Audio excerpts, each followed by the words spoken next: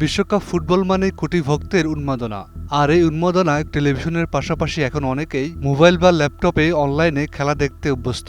কিন্তু এই আগ্রহকে কাজে লাগিয়ে সক্রিয় হয়ে ওঠে সাইবার প্রতারক চক্র। ফ্রি লাইভ স্ট্রিমিংয়ের প্রলোভন দেখিয়ে তারা ব্যবহারকারীদের ব্যক্তিগত তথ্য, ফেসবুক অ্যাকাউন্ট, এমনকি ব্যাংক হিসাবও হাতিয়ে নেওয়ার চেষ্টা করছে। বিনিয়োগ হোক বিশ্বস্ত, আমার পছন্দ সল্ট বে। ওয়েলকাম টু সল্ট বে। ঢাকার মোহাম্মদপুরের এক বেসরকারি চাকরিজীবী বিশ্বকাপের খেলা দেখার জন্য একটি অনুমোদিত ওটিটি প্ল্যাটফর্মে সাবস্ক্রিপশন নিয়েছিলেন। কিন্তু উদ্বোধনী ম্যাচের দিন ওটিপি সমস্যার কারণে লগ ইন করতে না পেরে তিনি ফেসবুকে বিকল্প লাইভ লিঙ্ক খুঁজতে শুরু করেন।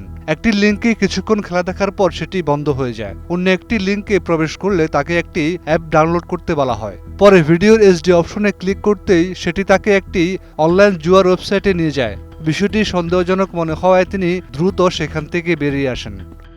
সাইবার নিরাপত্তা বিশেষজ্ঞদের মতে এই ধরনের ফ্রি স্ট্রিমিং লিঙ্ক বা থার্ড পার্টি অ্যাপে প্রায় ম্যালওয়্যার, ট্রোজান, স্পাইওয়্যার কিংবা ক্ষতিকর স্ক্রিপ্ট লুকিয়ে থাকে। ব্যবহারকারী একবার এসব লিঙ্কে প্রবেশ করলেই তার মোবাইল বা কম্পিউটারের তথ্য সংগ্রহ, পাসওয়ার্ড চুরি, এমনকি ব্যাংকিং তথ্যও হাতিয়ে নেওয়ার ঝুঁকি তৈরি হয়।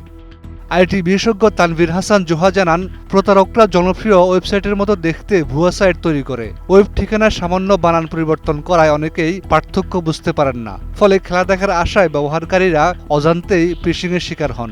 অনেক ক্ষেত্রে ব্রাউজারের সেশন কুকি চুরি করে ফেসবুক, জিমেল বা অন্যান্য অ্যাকাউন্টেও প্রবেশের সুযোগ তৈরি করা হয়।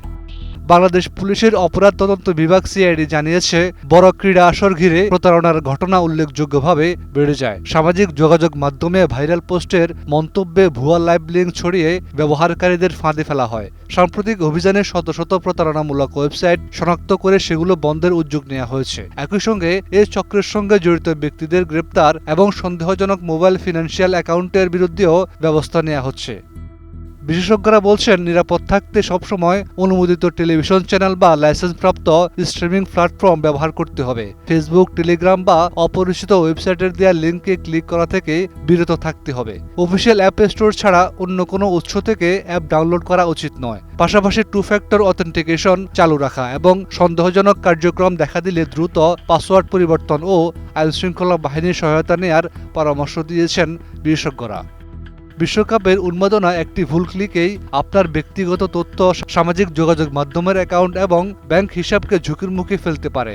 তাই খেলা উপভোগের পাশাপাশি সাইবার নিরাপত্তার বিষয়ে সমান সতর্ক থাকা এখন সময়ের দাবি।